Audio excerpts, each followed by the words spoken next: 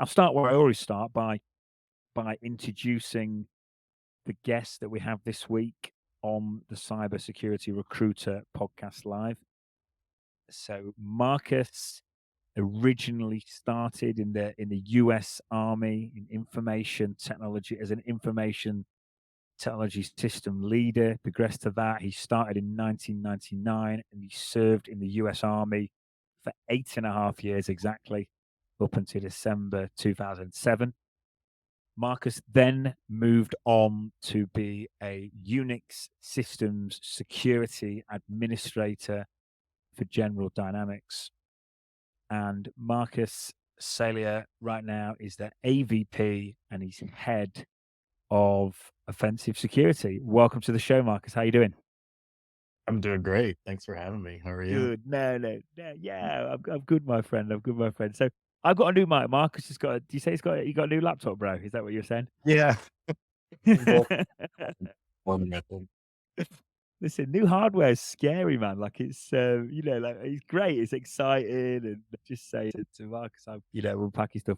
But it takes a little bit of getting used to. But I'm sure, man, you'll be fine, Marcus. But I'll start where I always start. I've done you a bit of an intro, my friend, but I never think I can do it as well as you. If you don't mind telling me and the listeners who you are and what you've been up to professionally, my friend. Yeah, I think you hit it pretty close. I started my career in the military. Got a lot of leadership and technology experience there. Not necessarily cybersecurity being my first hat. Security is always everyone's responsibility, and as a security administrator was a secondary function for me. Being a Unix sysadmin gives you a lot of knowledge as to where sysadmins take shortcuts and where, the bodies are buried. So it gave me an edge moving into InfoSec because essentially I could take that knowledge and reverse engineer it to be like, hey, here's where we should be focusing. And then as I got into offensive security, it just opened up my eyes to just like the breadth of different skills and different niches that you could go into. And I really gravitated to probably social engineering and red team itself, or adversary simulation, as I would call it. Yeah, But cool. Cool. I mean, yeah, listen, social engineering we can definitely talk about. Very topical at the minute with Vegas. yeah, it's very interesting that you can have $100 million security stack. And I think I saw the quote, all of that was defeated in a 5-minute conversation. And not to kick MGM while they're down, but they're not the first ones. Twitter, all kinds of different organizations have fallen victim to this. And really, I think it goes towards the importance of security awareness and security education. And without that component and without some type of method testing, your organizations will fall victim to this stuff and continue to do that.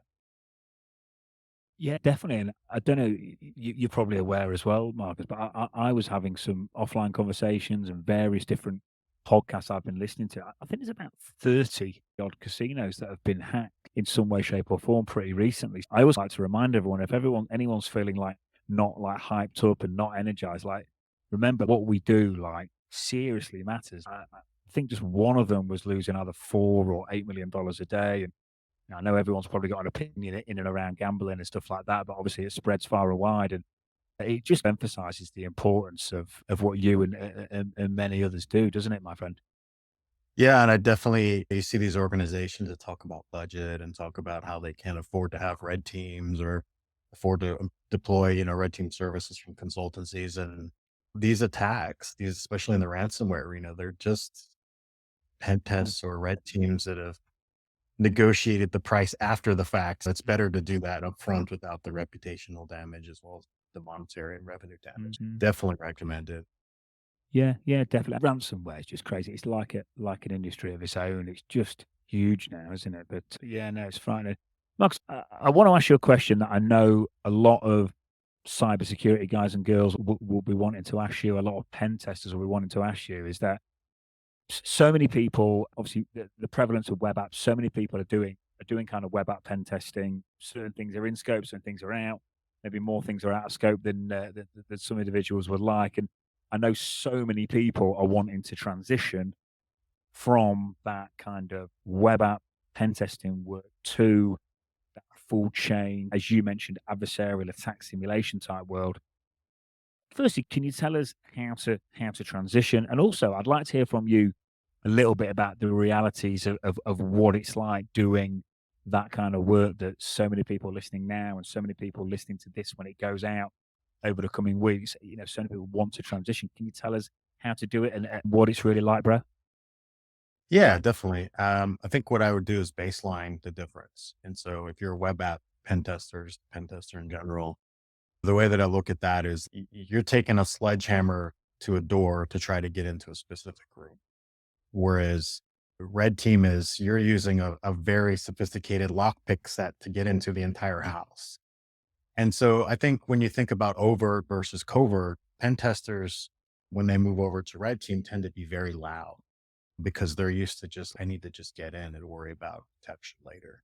And there's something to be said with smash and grab red team engagements where you can get away with stuff like that if you're, okay with burning your position and burning your payloads and domains. But for the most part, red team is designed to be very quiet, to be very normal, to blend into what looks to be normal. And so I think the very first thing that you need to have before transitioning is that mindset, that attacker mindset of it's a very different approach. It's a very different objective too. It's I guess red team is kind of to get art of war, I think, but it's like pouring water on the table. You don't really know where that water is going to go to get to the ground until gravity takes its hold. So it may be social engineering, it may be phishing, it may be external perimeter vulnerability. You have to gauge and understand what's going to get you there and really have the end goal in mind. Yeah, no, cool, Marcus. Essentially, then I definitely, if I'm web app pen testing now, I need to learn how to be more stealthy. I suppose naturally, my next question would be, what are the what are the Yeah. quickest ways to get stealthy? Yeah. Yeah. No, I think the best thing to do is just set up a lab.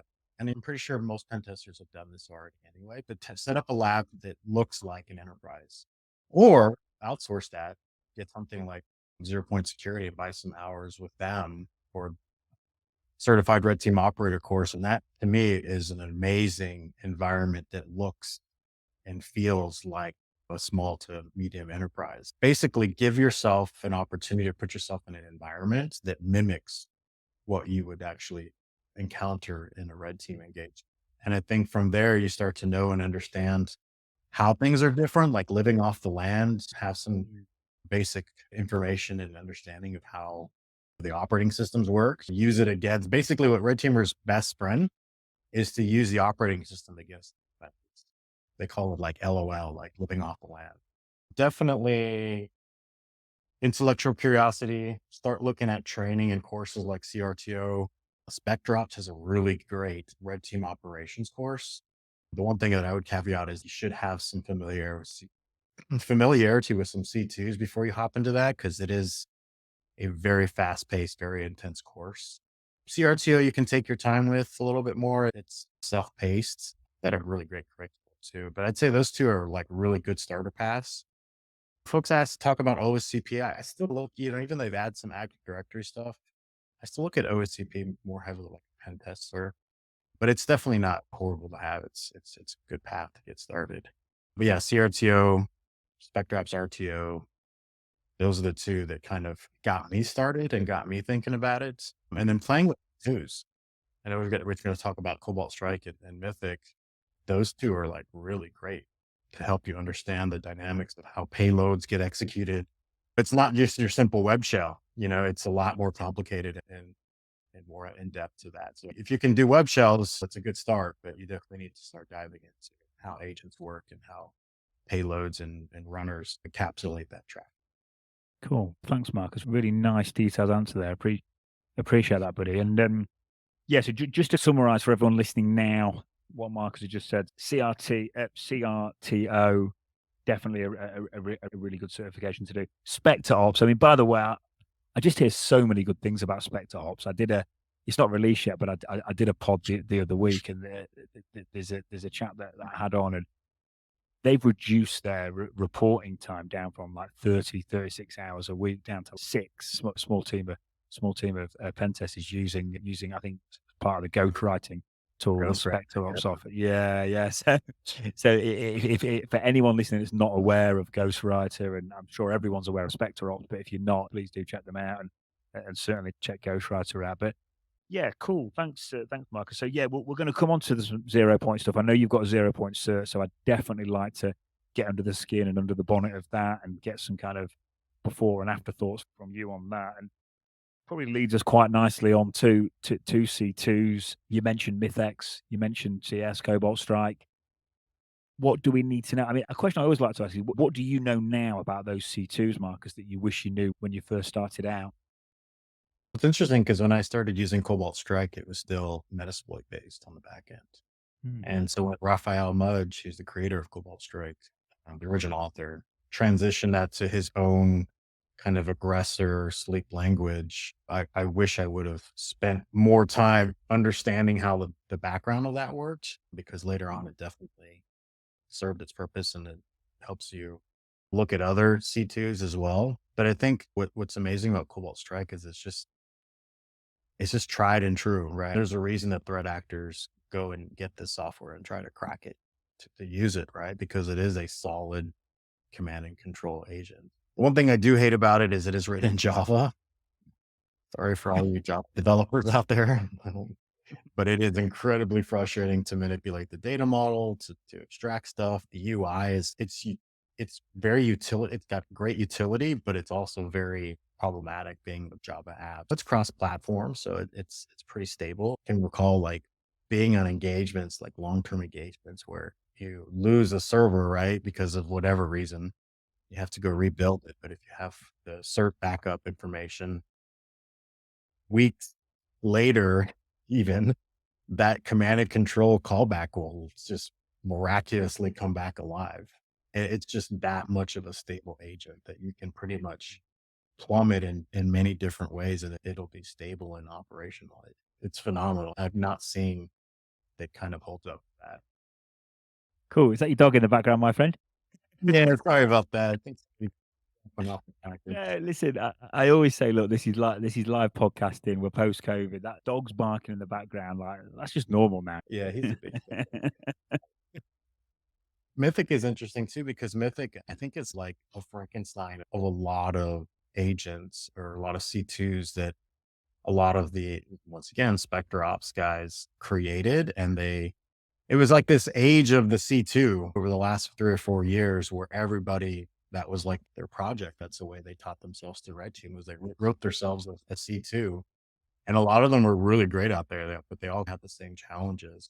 Merlin and Covenant and Apfel, and now there's a bunch of others out there. Mm, Uh, and Mythic is Spectre Ops' solution to wrangle them all in with a standard loader or standard backend. And then mhm, the way that it's designed is you basically it's bring your own agent, kind of, so to speak. And I think mm. the last time I checked, there was like 17 published agents out there, which is insane in terms of when you think about the mileage that you get from an open source C2. So it's I'm a pretty big fan of it. It's pretty, and so the last thing I would say is what's interesting about it is it was written by operators, right? So people that have been doing and consultancies and seeing many different enterprises environments took some of the common pitfalls and challenges and UI, UX issues and really baked that into Mythic and made it pretty phenomenal. So I think when you think about open source and free stuff out there, like Mythic is pretty amazing. Mm. Yeah, no, cool, and thanks again, bro. Just a few things that I just want to pick up on because I'm just piecing a few things together for the listeners here and just trying to make things as beneficial as possible. So we've talked about staying stealthy, manipulating data was used. Obviously, we're talking about C2s, customizing C2s and customizing various different tools and techniques and methodologies you're using is obviously going to be intrinsically linked to staying stealthy. Have you got any tips or anything now again that you wish you knew a few years ago when it perhaps comes to customization within your own red team methodology? Yeah, I think just having a bench is what I would say of tactics that are your loaders. So that's like Mm, all like the wrapper around the payload execution itself is really just like picking a language, whether it's C# or C or Python or whatever, and really looking at how it interacts with operating systems. And then look at the way that other commercial software opens network channels and try your best to design agents or payloads that mimic that. And I think that blending in with normal, I think if I could go back, that's where I would spend a lot of my time is really doing better and more analysis of how the operating system works to really give those payloads and the C2s an edge to defeat, you know, some of the challenges that the security stacks can't address because it's too much of normal for it to find. Yeah, cool. Yeah, and I think as well. I mean, Marcus, I asked someone else about another fellow red teamer about various different programming languages, and I've seen it before where for an assignment I was working on, you had to get guys and girls proficient in Rust, and I found Right. if people were really pushing themselves, especially if they come from a C Sharp, C plus background, they could actually get up to speed on Rust way quicker than they thought. And I'd like to hear your thoughts on if there's anyone sat doing web app stuff now, and maybe they're okay at programming, but it's a little bit of a weak spot. Is there any kind of hints or tips you've got? Because I obviously, again, piecing it all together, this is quite important. Is there any hints you've got? Yeah, when it comes to programming for offensive gains. I guess what I would say is what is old is new again. Like there for a while, PowerShell, C sharp, anything when API was like really the language du jour, and security stacks have started to pick up on that as you start to take native Windows calls in your C2s and your loaders. I think it's a great place to start, but I think C, going back to the basics of just using C, and it's a much right now, there's much more longevity in learning it and harder to defend against than most of the traditional languages. And so I think that would be a great start. The other Go and Rust and Python and all those other languages are also very good to have in your toolbox because post exploitation frameworks are all over the place. They're not in one particular language. So having a little bit of everything is jack of all trades is probably your best bet. Yeah, cool. Thank you, my friend. CVEs, I know, I know you've got a few, bro. Can you tell us a bit about your CVEs, and can you turn that into a bit of a learning story as well, if possible? Sorry if I'm asking a lot, they would be nice. No, so first I want to give credit to Enigma or Matt Nelson. His name is. He works at Spectre Ops. What we wanted to do is take a look at the attack surface of the client device, right? Where were there large install items? And I think really how, in a nutshell, how I would liken to most 0 days, it's just poor application security hygiene, right? People are pushing out these apps and trying to get them out, and they're doing things that are not best practice. And so the couple of CVEs that I've got listed are privilege escalation, basically CVEs, where it's really simple. Just take the power of observation. You fire up process monitor or process hacker, and you use the app and you watch it and observe it and look for it doing something that it shouldn't. Whether that's calling a DLL that doesn't exist, or whether that's writing to a directory that's in user land, a system. Those are the types of things that you want to intercept and identify as potential weakness that you could exploit. So it's like, once again, like using the operating system against the product. But I think if I remember, like Snagit specifically is one that we worked on. And that basically every Snagit is like a screenshot capture software. And essentially, whenever you take a screenshot, it would basically create a folder and then write the screenshot and do all this stuff. Well, it was doing that as system, and it was doing that in user land. So basically, where I, as the user, have read, write, execute permission. So you can put the two together. How you weaponize that is you create a symbolic link and hijack where it's going to put that file in, and then you get code execution. The power of observation is what I would liken it to. It's like the easy part, but the artistry of how you turn that observation or what that vulnerability or flaw is and turn it into a POC to weaponize it. That's where I think the art is. That's where it really takes somebody that knows and understands functionality. Yeah, cool, Marcus. Thanks. I can really relate that as well to what you've just said at the start of the start of this LinkedIn live. that what you've just described there does demand a level of curiosity. You've got to look around. You've got to have your wits about you. Maybe you're a bit modest. You made it sound a bit easy, but I'm sure it's not that easy, mate. I don't want to discourage anyone, but it takes a while. Some people just have a natural act for it, but what I love about red team is you can focus on one thing and still not be an expert in five other things. So Mm. it's always a learning opportunity. Cool. All right, mate. Moving on to the next question. So yeah, look, 0 points for everyone listening. I know discussions we've had, Marcus, you spoke very highly positive of 0 point. I'd like to hear your take on CRTO. It'd be nice to hear you thought of the certification. Any kind of tips for people preparing for it now?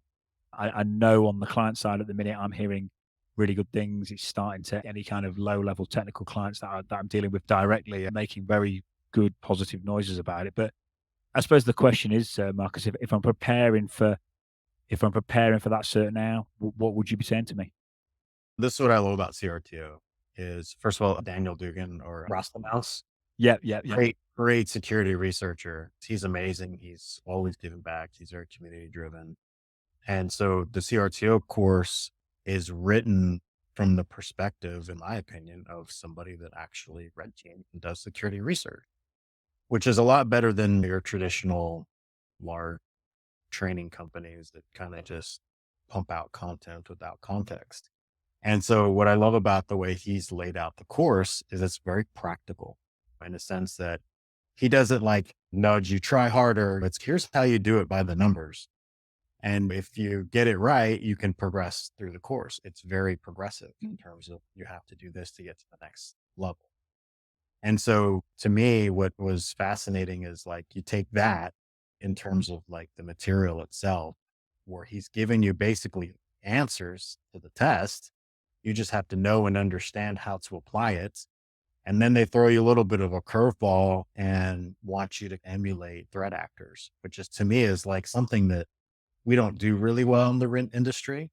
We just simulate and less emulate because the threat actors are the real bad guys. That's who we're really up against. Finding a threat actor, knowing and understanding the tactics they use, and then applying them to your payloads and your tactics throughout the course or throughout the exam is to me is just like full circle, the ultimate way to learn how to be a red.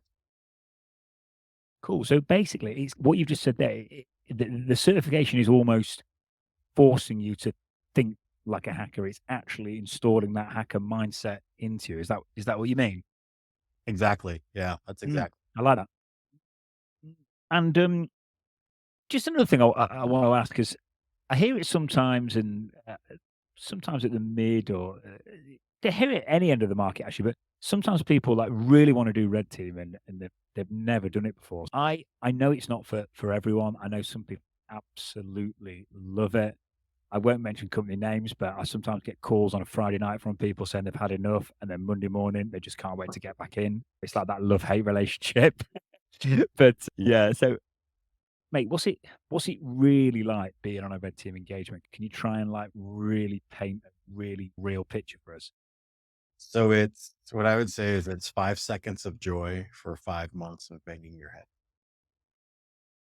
And I, in all seriousness, though, it can be incredibly stressful, but it also can be very rewarding, especially when you see a plan go into action and it carry through. I used to get caught up on the idea of celebrating that payload callback, but like my jam now is getting caught. If my team and my strategy is like superb and really foolproof, like we haven't made any mistakes, and I get caught, to me, that's amazing. That means that I'm doing my job actually. The security awareness is there, or the security stack is functioning properly and configured properly. We have good detection and response. Those types of things are very indicative of meaningful organizational improvement. It can be very rewarding. Sometimes it doesn't buy you a lot of friends. If you take the right approach, you have empathy and you really don't take this attitude that some red teamers fall into where they want to win, it can be a very rewarding career. Cool. Thank you, mate. What if I'm getting into red teaming, or I'm a red teamer listening? What learning material should I have saved in my browser bookmark. What learning materials giving you the most progression in your career, Marcus? Oh, Online stuff. Could be online. It could be yeah, a book actually. it's a tough one. Yeah, I like Joe Vest's book. Joe Vest and James Tubberville, how do you say it? They have this book called The Red Team Development and Operations, which may be very similar to a SANS course out there, but the book is amazing. The book basically gives you an understanding of what it actually means to be a red teamer and to run a red team and to actually execute operations for it. So I think it's very well laid out. I think it's very doctrine or prescriptive, but it's a good roadmap. The other book is a book that a friend of mine wrote that is maybe less technical, but it's more philosophical. It's called Attacker Mindset by Maxie Reynolds. And it is the same kind of like ideology of how you should think as an attacker, how you should approach your engagements from the perspective of who you're trying to emulate or simulate. And to me, like that's a pretty strong book that I also like. A quick reference guide is the Red Team Field Manual. People get caught up in the fact that the Red Team Field Manual is not like this know all, do all, like here's how you do things. It's a guide. It's like a cheat sheet is what I would call it. Mhm. And I think it got some really good stuff in there. I think they just came out with a 3.0, but it's got some good fundamental stuff on LOL stuff, living off the line stuff, and basic tactics that you might use in engagements. Some of them will get you caught. It's definitely trial and error in terms of your organization, the telemetry it has, and the response capabilities that they have, but pretty good guide as well. Something that's a little bit dated is the Jeff Dimmick, who's creative Jeff, wrote like this culmination of like red team stuff. Gosh, I'm cited it. I can't remember. It's like Right. Okay, mate. the red team. It looks like the red team framework is what I think it's called. Blue screen of Jeff is who it is. Okay. But you also has like red team tips. I think he's up to like 200 or something in terms of like red team tips. Hmm. He's off UI security. He's pretty got some really good research out there. Cool. And that's all comes top of mind. Yeah, no worries. No, thank you. You've given us loads there. And for everyone listening, what we'll do, Marcus, is either me or someone on the team will ping you afterwards and we'll get the exact URLs from you and I'll put them in the show notes when this officially goes out. So yeah, mate, thank you for that. You've given us five for one there, mate. So thank you. Five options. That's great. I know you've got CISP, CISSP. Career progression is something I'm really big on. I think since I always say since remote working, we've got to push hard on career progression. I know that it is related to communication and management. Can you tell us a bit about how that's helped you move forward in your career and kind of any general thoughts on CISP in general in relation to career growth? So I took the CISSP and gosh, I want to say it was 2006. I have brain damage from taking that course and taking that exam because it was a 6 hour exam, 250 questions, and I think I used 5 hours for the exam. I think they have since changed it where it's more adaptive and you get 180 questions or 120 questions and then it's 3 hours. And if you don't get to go back and re-answer stuff, that probably is what passed me, is me going back and changing answers that I thought were better. What I would say about that cert is that for a security practitioner, it is a great cert as a foundation. I don't necessarily agree a little bit with, they came out with an associate version, but I don't agree with the 5 year requirement to get the full cert. Much I don't agree with, you have to have some experience to be a red team. You can start red team fresh. But to me, it was a great, so one of the problems with a lot of red teamers or pen testers is they're great red teamers or pen testers, but they're not great security practitioners. And so what I would say is the domains that they broke out in CISSP give you that foundation to know and understand like how security is laid out. And really what that ends up doing is giving you the proper knowledge to communicate some of the things that you, because if you're not talking the language of the people that have to fix the items that you found and you're just showing them a bunch of technical stuff, like it's not going to resonate. You're not going to get it. So I think it's a great foundational cert in my opinion. Mm. Mate, I really like the fact you've just said that because it brings me on to something that quite nicely. So you talked about that gives you like the professional practitioner element, which is absolutely vital in the commercial world. If you're serious about moving forward, that is vital. Obviously, the part about being a kind of, if you like, red teamer, low level hacker, that for obvious reasons is important. And you mentioned 5 minutes ago that book called Attacker Mindset, and I'm really glad you did, because I had a client on the phone the other day, and she was saying to me, "Look, Tom, the juniors that I've got are doing well, mids are, but even some of the kind of mid pen testers that she's got are doing well, and they are, but that's the hacker mindset piece is missing." And she was, long story short, we're going to organize like a virtual event, and I'm going to leverage my network to get some seniors involved, and we're going to do a bit of a roundtable thing, and et cetera, et cetera. But it's a real thing. Like, you've got to have that hacker mindset. Is there any other, that book's a great one you've given, Marcus. Is there any other tips you've got for people listening now, how to find, develop, head more towards the direction of having a true hacker mindset? Yeah, and I messed up the book title. It's The Art of Oh, Attack. okay, cool. Um, Well, you weren't far off, mate. That'll do. That's not far yeah, off. yeah, but it's not attacker mindset. I think one of her early titles was attacker Okay, mindset. She ended up cool. with, We'll get but it. yeah. We'll get it. We'll get the show notes. We'll get it in the show notes. Cool. Thanks, mate. And I think, yeah, I think Joe Vest's book is also pretty good about that, like identifying how to leave that out. Yeah, nothing really comes to mind right now. Okay. Those are the strong ones that I have. Okay. Also, as well, head of offensive security, doing APT, adversarial attack simulation, a lot of fun, mega role, doing what a lot of people want to do. You've not everyone progresses that far. Well, how come you have? What's the difference, or anything that you've seen over the years that's got you there, where perhaps others haven't, and what can we learn as listeners? Actually, that just refreshed my mind to a book that I would recommend. It's not technical. It's called The Obstacle is the Way, which is very appropriately titled for your question. It's written by Ryan Holiday. But essentially, I think in your career, there's always obstacles in a nutshell. In the Stoics, there's always stuff that gets in the way. And it's really how you react to it that kind of, I know this is very soft, but it helps you progress. Like, from the perspective of how I got where I am, basically it was right time, right place idea.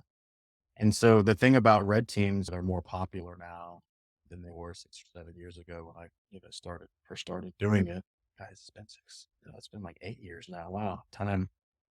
But basically have the hypothesis of what you're trying to solve or accomplish. And the org needs to be ready. The org needs to have a solid information security, cybersecurity program. You have a fairly comprehensive level 1, level 2, blue team. You have to have controls and security stack, because if you're just going, hey, we need the red team, and there's no value proposition, could run into a dead end. And I think where I lucked out was I was coming into the field as we were standing up a solid security operations center, and we had made all these investments in security products. And I raised my hand and said, who's testing? Mhm. Who's making sure that the investments that we make in people, processes, and technology are actually good investments? With working, you making more or less. And I think approach it with that idea, and there's a need for that, and you can be that person that facilitates that need. That's a quick way to solve a problem as well as rise through the ranks. Mm, cool. Thanks, buddy.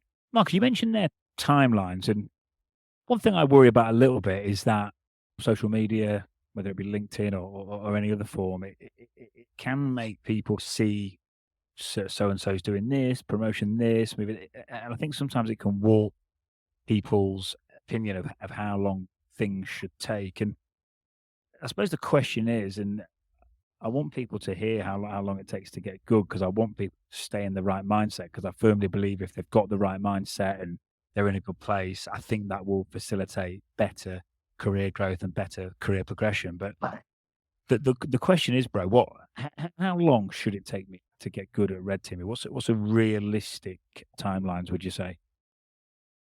So I think it really depends on the individual, their work ethic, their drive. I think you could probably get to be a pretty decent junior operator in a year. Like, that's a pretty solid time frame. I think if you what really gives you the experience is the engagements. The more engagements that you have, you learn a little, you get trial and error.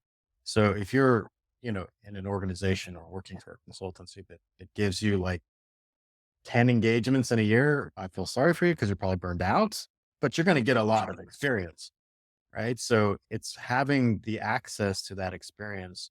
And if you don't have access to it, trying to put yourself in a situation, whether it's learning or picking up the new research, reverse engineering 0 days that come out, POCs, because there's always POCs out there for those 0 days. So if Mm. you can take a look at those and basically digest those, like you can get really good, I think, in a year is probably a good solid litmus. Okay, cool, my friend. Are you a podcast man, Marcus? You listen to many podcasts? I probably not as much on the technical side. No, I listen to like strange philosophy and stoicism podcasts because it helps diversify my mental health. But yeah, I've been on a couple podcasts and they're fascinating. I hats off to you guys. The production quality and being able to do this, like I think you're running pretty hot, like what, once a week, sometimes Yeah, more. but yeah, sometimes more. I mean, it is. I'll be honest, mate. It's intense. It's intense. Imagine, yeah. It is, mate. But you know, it's good fun, and then you get some feedback, and you realise you're genuinely making a difference and helping people. It really does. It's a really nice feeling. And again, I go back to the remote thing. I mean, I tried. If I'm not commuting anywhere, I've got some extra time, like I said, but I don't know. I don't know quite how that theory is playing out in reality because I'm definitely working longer hours. But that's another story, mate. But Marcus, I just want to pick you up on something on the philosophy podcast. And you're obviously listening to fairly highbrow and intellectual stuff there. I've heard a lot of. I've dig down into a lot of guests about report writing and how to get good at report writing. Me and you and most people, everyone listening here knows so much goes into a pen test or a red team engagement, but obviously the end clients just get the report. And have you found listening to some of that stuff? And would you agree that kind of helps your ability to articulate yourself when it comes to writing a pen test, a red team report or a pen testing report for that matter? I would say it probably has given me a better temperament to deliver reports, not necessarily write them. I think from a writing perspective, my view is really think about what's actionable. Like obviously use a good grading scale to identify severity, and not everything can be a high, hopefully.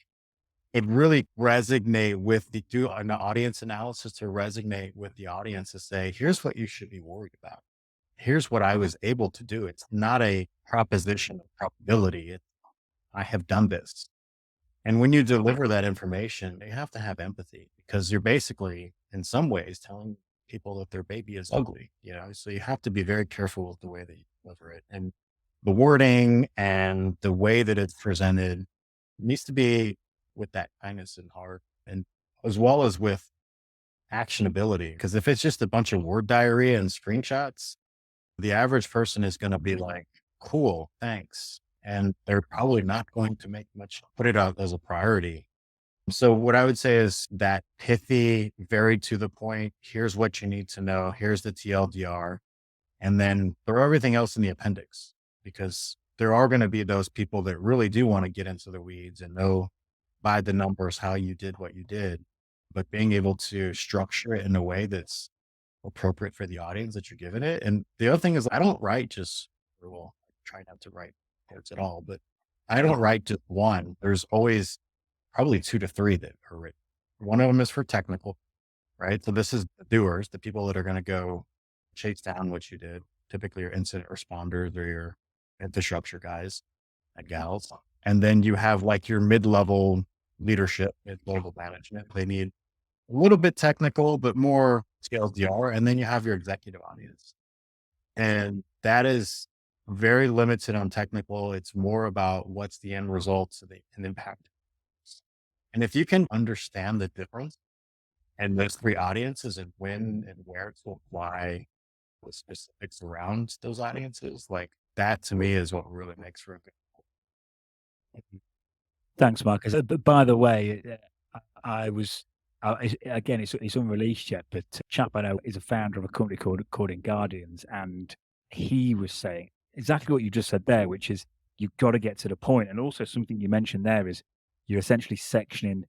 sectioning the reports off and having different forms of communication for different types of stakeholders. And yeah, I've heard that kind of opinion mirrored again and again across the pod. So for people listening, it's so important on the report writing front to understand your audience, cater for them, and yeah, that be succinct and to the point.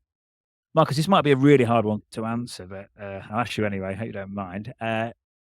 If I'm thinking, right, that sounds great, but I know I'm a bit waffly. My reports aren't stunning at the minute. eh, How do I get from there to say where you are or where's anyone else that's good at piecing a report together is? How do I get from A to B? Yeah. So what I would say is networking, having peer relationships with the audience. So pick your favorite blue teamer, befriend them, take them out for drinks, buy them pizza, whatever. Get to know them and get to understand what their challenges are so that you put yourself in their perspective when you're writing that report. Mentors, find you a mentor that's at the level that you are delivering these reports to. Like my CISO, my first CISO was like my mentor, and he would tell me like, yeah, that's really great. Who cares? Okay, so I'll take that out because nobody cares. And it wasn't about trying to hide things or obfuscate things. It was more about what's the biggest impact? What do people actually care about? So developing those relationships where you can get that feedback loop from people, I think Mhm. is very, and peer review. If it makes sense to your peer, if it makes sense to the audience, a specific stakeholder, and also like it's very endearing when you go tell someone, hey, I'm getting ready to deliver this report in a very public way that you're going to participate in. And you take a look at it and just make sure it looks good and you understand it. Like a lot of times folks would be like flattered by that. It almost feel like they get this insider track to, oh yeah, cool. I get to see it first. Little social engineering there. That's the approach that I typically take because I found it to be much easier to deliver results when you've had some other people look at it. Yeah. Thanks, Matt. I love that because what you just said could be related to anything. It could be report writing. It could be, like I say, it could be getting your head around the latest C2 framework. It could be web app, mobile, cloud. It could be anything, couldn't it? If you can network correctly. If I go back to the old days in recruitment, it was like as soon as you start in an agency, go and sit next to the best guy or girl on that floor, and it just makes absolute sense. And I think for everyone listening as well, we whenever I'm approached by a new client, one of the questions I want to ask straight away, and I want to ask this because I think it's important for everyone's career development, is tell me about the best guys and girls on the team. What are they doing? What's going on? And I think for anyone that's in a company or looking at a new company, I think who's on the team and like you said, Marcus, building relationships with those people. I say it's not going to make it easy, but it's going to make it a hell of a lot easier, isn't it? It's certainly worth doing. So thanks for that, my friend. I'm just going to move on to the next one. Certifications. I always talking about them. Always a bit of a divisive topic. What are your thoughts on certs, Marcus? I would say they aren't the know all do all, but what I would say is certifications, especially for leaders, is a good way for me to distinguish you as someone that can apply what they've learned in a practical way. But it has to be relevant, right? So if you're applying for a red team position, you have your project plus certification, probably not very helpful. Could be helpful from a project management perspective, but not from a red team perspective. And I think what's interesting to me is like the traditional branded certs that you see, like CISSP and OSCP. Those are great certs, but you do need to have some level of knowledge to pass them, but that doesn't always translate to practical skills.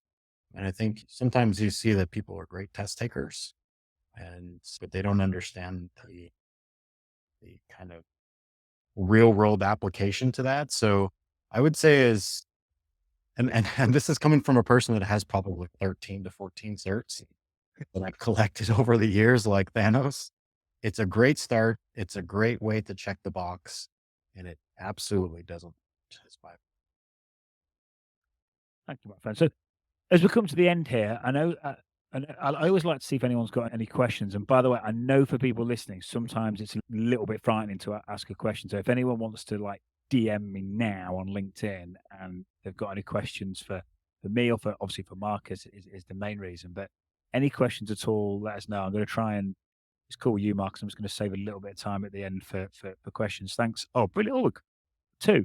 Right. I'm just going to, you okay to do a couple of questions now, Marcus? Is that cool? Sure. Yeah, cool. Right. Dwight, I think you were first, my friend. Dwight, how you doing, my friend? Blessings, blessings. Happy Tuesday, everyone. And thank you all for having this type of conversation.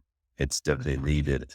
I don't have a question. However, I couldn't tell which one of you mentioned the books as a good reference, and I'm an avid reader, and I'm definitely interested in, and I have no experience with cybersecurity besides the typical Windows type of layout and so forth from an administrative point of view. But I would definitely love to get into those books you recommended. So if possible, you guys can drop it to the comments after the event. Someone mentioned like 4 or 5 different books about red teams and so Yeah. forth. I would love to go to Amazon and get books for myself to read. So that's my request. Yeah, cool. We could pop them in. We should be on commission, Marcus, with Amazon Bookstore, shouldn't we, mate? Eh? Affiliate marketing. Let's get it. Come on now. Thank you again. Yeah. Thanks, Dwight. I'll liaise with Marcus and we'll get them in the chat, bro. Right, Bavish, I'll just let you up, my friend. Oh, you've gone. Bavish, if you just pop your there you are. Hey, Bavish, how you doing, mate? How you doing, bro? Hey, Thomas, I'm good. How are you? Good. Yes, thank you. Have you got a question for Marcus? Yeah. Hey, Marcus, how are you doing? Good, Bush. How are you? Good. So my question is currently I'm working as part of a incident response team. I want to move into red teaming, but still I haven't gotten a chance to move into red teaming. I got my first exposure to red teaming was in the current organization that I'm working for. So in the RTBT exercise. So after that, I got obsessed with the how part, how the consultants were able to get into the network. I started looking for the certification to like uh, go for. So I went for CRTP, which is a kind of a beginner certifications for red teaming. So after that, I still practice it on my local VM. I have set up a local VM to practice. So my question is how can I transition from a security incident response role to a red teaming role? What all things would Marcus, point out or advise me? Yeah, I think what's fascinating about incident responders transitioning to red and then also red teamers transitioning to incident response is what I would say is you're the opposite side of the same coin. And so from the perspective of your job is to defend and understand how attackers are attacking, that gives you a leg up as a red teamer. Cause that's actually how I started was I was doing defensive work before we had a formal IR and detect team. And really knowing and understanding the challenges that you have as a blue teamer is what makes for the best red teamer because the red teamer basically will take those challenges and highlight them in an assessment. If you're missing telemetry, if you're missing detection, if you're missing security products, whatever. So take that knowledge and just reverse engineer it from the attacker mindset. In terms of how you get there, it's not an easy proposition unless you have an internal red team that you can pivot to. I feel like that's the easiest way is to transition by demonstrating skills and aptitude. If your current organization doesn't have a red team, it might be a little bit challenging. But if you take a page from my book, you could actually try, or in my opinion, make the case that an internal red team is necessary and say, here's some of the things that I've noticed that need fixing, and here's how we would like to assess it or prove the value of red teaming. Obviously, it sounds to me like you guys hired some consultants to do that job.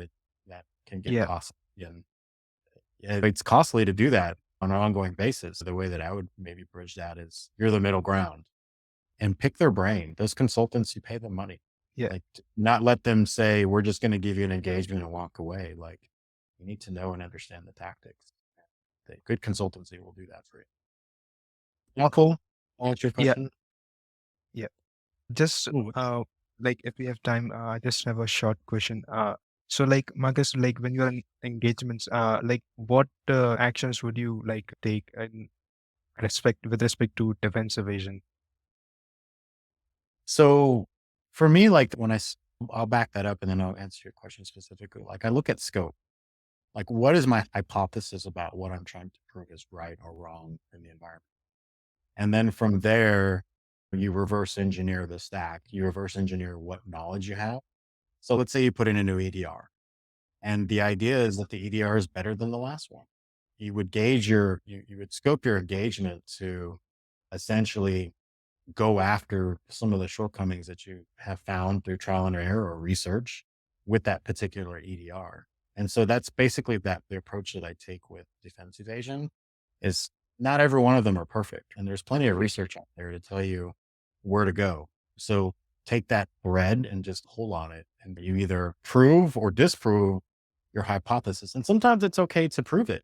Sometimes it's okay to get caught and to challenge assumptions about what you think is wrong with it and find out that it's not actually true. That proves value too. So Yeah. that's the way I look at defense evasion. Great. Thanks. Thanks for your Cool. answers. Cool. Yeah, good questions, Bhavish. Anything else at all, bro? Is that you've got some great questions, my friend? No, nothing for now. Yeah, feel free to Thank- DM me if you have follow-ups. Yeah, thanks again, Bhavish. Brilliant. Thank you. Thanks, Thomas. Thanks, Marcus. Have a nice one. Thanks, and you. Right, one or two more questions, but if there's any other questions, please do ask. It's great, and Marcus, thanks to you for fielding these questions. It's great. I really do feel like these LinkedIn Live they do exactly what I want all this to do, which is bring everyone closer together in a remote working environment on a global basis. It's just it's that's absolutely brilliant. Yeah, it's This is my first LinkedIn Live event, so it's pretty cool. They're good. I was saying before, I find them a little bit more nerve wracking than a normal pod, but they are Yeah. very cool. Mate, it's a big question, and we've answered this in parts throughout this live session. But I just want to finish off on this one, Marcus, which is what for the listeners that are listening now and in the future, what skills, personality trait, attributes do you feel are necessary to be a highly successful red teamer in today's market and beyond?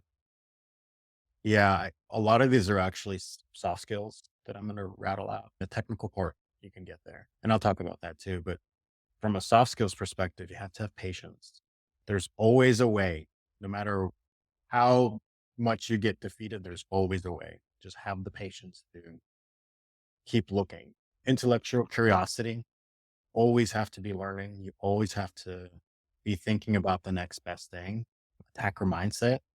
I used to go through this exercise where I'd walk into a bank and I would literally be like, there's a camera there, there's a camera there, security guard there, teller here. And it really sized things up. And when you start to put yourself in that habit and then you apply that to the principles of IT people, like it really puts you in the mindset. This is how a bad guy. So putting yourself in that attacker mindset and then just empathy. I think this trait does not really get covered a lot because empathy is incredibly important as a right. Because sometimes people, if you have a bad leader, like sometimes you get fired over this stuff. So you really have to figure out how to present things in a way that's helpful to the organization and not harmful. So never do harm. From a technical perspective, you definitely need to have some semblance, you don't need to be a full-time developer, but you need to have some semblance of being able to do some dev. At very least, you need to be able to steal other people's code and repurpose it. That's kind of basics. System operating system. I think we talked about this, that knowing and understanding how the OS works at different levels from server to client to network is pretty important too. You really are a jack of all trades. And then when you start setting up your red team infrastructure, you're going to have to be a sysadmin. You're going to have to be a security practitioner. You're going to have to be all those things. You basically have to run a shadow IT in order to make an APT like red team infrastructure. But definitely picking up basic IT skills. Like for me, I was a Unix sysadmin. So that's a good thing to have as well. I think that pretty much covers what I would recommend. Brilliant, mate. Thank you, buddy. And last question, mate. I promise. I'm enjoying this. I'm just gonna steal a little bit more of your time, if you don't mind. But I've heard this phrase before. You've got to tell someone their baby's ugly, and if I'm sat here thinking, right, okay, yeah, that's logical. That makes sense. Or if you just got through an EDR that costs $4, $5, $2 million, like, how do I actually say that? Because I'm completely grasping that the communication piece is huge, and I can see how if you can get good at it, like I say, the technical skills is just a given. You've got to be passionate. You've got to be moving forward. You've got to be learning all the time. But that communication piece, I'm thinking that could be that's a bit more of a moving part. Like, how do I tell that person that you've just done something that's essentially going to upset them? I think you need to figure out a way to do it that doesn't feel like an ambush. Delivering it to 50 of their peers in an all hands special debrief is probably not a good way to start out developing relationships. But I think what I would do is just approach it from an empathy perspective and then it sounds strange to say have empathy, but then have no emotions. Like, stick to the fact. Don't make any observations or assumptions from a feelings and emotions perspective as to yourself. Try to say, here's the ones and zeros, and then follow it up with the empathy. But I'm here to help. That's the other thing is, like, a red teamer always needs to be in the position of saying, I'm here to help. If you're not, if they walk away and not have that message on the top of their mind, then you have failed. No matter how great of an assessment or report or anything that you've done, if they don't walk away thinking and feeling like you're a partner, then you have failed. And that goes to vendors too. If you're evaluating a security product at your organization and you're picking apart that $4 million EDR, like, you need to tell the vendor, like, I'm happy to help you improve your product by demonstrating telling you and demonstrating what I've done. People feel like that's like reducing the longevity of their attacks. But for me, at the end of the day, we all have an ethical responsibility to improve the market and improve security for organizations. And if we just continue to kick vendors in the face without really trying to help or identify, shortcomings, we're never going to get better. It's a collective effort. Cool. Thanks, mate. But Marcus, I've just had a question come through on DMs. What was your easiest instance of getting domain admin access? Ooh, that one's hard to talk about. I think when you think about transformational projects in which organizations will implement new technologies or what's perceived to be that cutting edge technologies, a lot of times, whether it's a developer or sysadmin, they tend to worry about getting it working before they, and that security is the afterthought, like straps after. And I think during that time frame, this is where Red Team is like worth its weight in gold. During that time of early adoption and emerging technology growth, that's when it's very rife for those types of privilege escalation opportunities. I don't want to get too much into specifics, but good instances like when Azure started coming out and basically you would have your on-prem AD connected to your Azure AD. And if you don't do that, like, that can be very troublesome going both ways. And part of that is validating. Part of that is showing where the issue is and then trying to use your influence by showing them what you've done to get them to fix that. That's a little bit of a vague way of saying it, but yeah, traditionally it's look at what the emerging tech is and look at where they've maybe taken some shortcuts. Cool.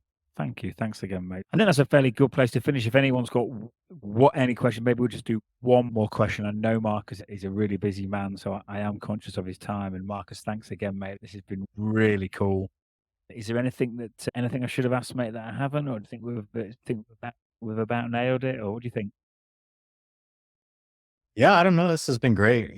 Thank you for having me on. I No. was looking back at some of the previous folks that you've had on, and I was like, wow, that's a pretty impressive list. How did I make it here? No, not at all, mate. At all. Listen, it's a privilege to have you on, bro, and I really appreciate it. I know Red Teaming is just the pinnacle for a lot of guys and girls out there, and I think hearing your story, especially transitioning from kind of a web app environment to how to transition from the pen test to Red Team is really valuable. And for everyone listening, we'll definitely get all those books. I promise you, between me and Marcus, we'll definitely get the titles. We'll get them all there. And Marcus, thanks again, mate. Really good live. Thanks for the people. I know it takes a lot of courage to ask a question, by the way. So thank you for the questions that we had as well. It's made it nice and interactive and fun. And Marcus, I'll speak to you soon, mate. Thanks. Yeah. Have a great one. Cheers. Cheers. Cheers. Bye everyone. Bye everyone. Cheers. Bye bye. Bye bye. Bye bye.